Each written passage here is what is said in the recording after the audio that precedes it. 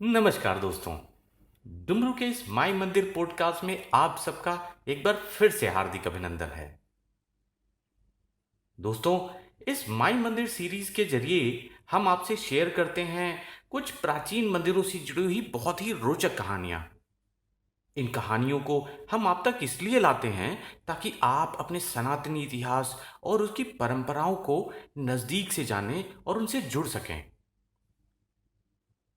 आपको तो पता ही है कि इस समय हमारी पॉडकास्ट यात्रा लक्ष्मणपुरी यानी लखनऊ पहुंची हुई है, जहां हम प्राचीन मंदिरों की खोज में जुटे हुए हैं।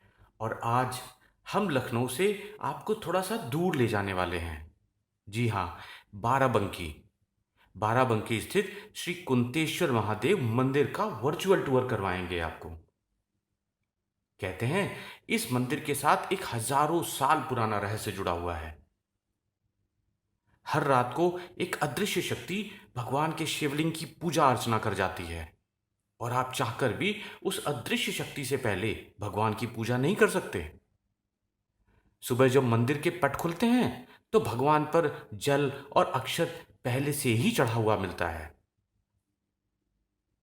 अगर हम मंदिर के इतिहास की बात करें तो इससे जुड़ी हुई दो अलग अलग मान्यताएं हैं।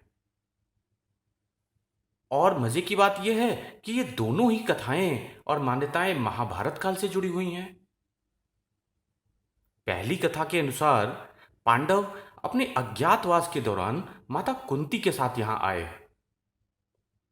माता कुंती, उन्होंने अपनी नित्य पूजा के लिए महाबली भीम से कहा कि यहां पर एक शिवलिंग स्थापित कर दो। इस पर भीम पर्वतों से एक शिवलिंग ले आए और यहां पर स्थापित कर दिया। तभी से इस मंदिर का नाम कुंतेश्वर महादेव पड़ा। अब बात करते हैं दूसरी कथा की। ये कथा भी माता कुंती से ही जुड़ी हुई है। कहते हैं कि माता गांधारी एवं माता कुंती दोनों ही इस मंदिर में अपने अपने पुत्रों के विजय की कामना करने आई।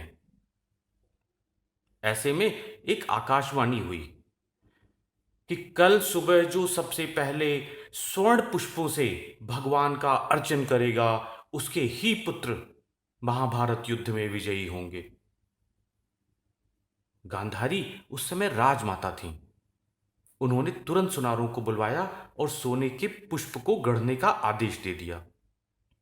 किंतु माता कुंती, वो निराश हो गईं, क्योंकि उस समय पांडव राजविहीन थे और उनके पास कोई धन वैभव नहीं था।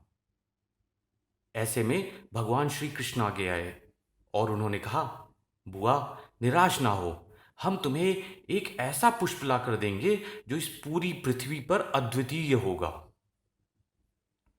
इसके बाद भगवान श्री कृष्ण इंद्रलोक को गए और वहां से स्वर्णमयी आभा वाले पारिजात वृक्ष को ले आए और उसे मंदिर के पास ही स्थापित कर दिया।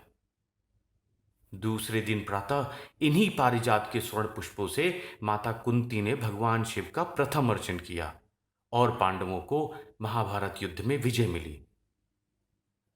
यह दैवी पारिजात वृक्ष आज भी यहां पर स्थित है और ऐसा माना जाता है कि इस पुष्प को घर में रखने से धन वैभव में वृद्धि होती है। तो ये थी दोनों महाभारत से जुड़ी हुई और कुंतेश्वर महादेव से जुड़ी हुई दो कहानियां। आज के लिए इतना ही। शीघ्र मिलते हैं किसी नए मंदिर की एक और नई कहानी के साथ।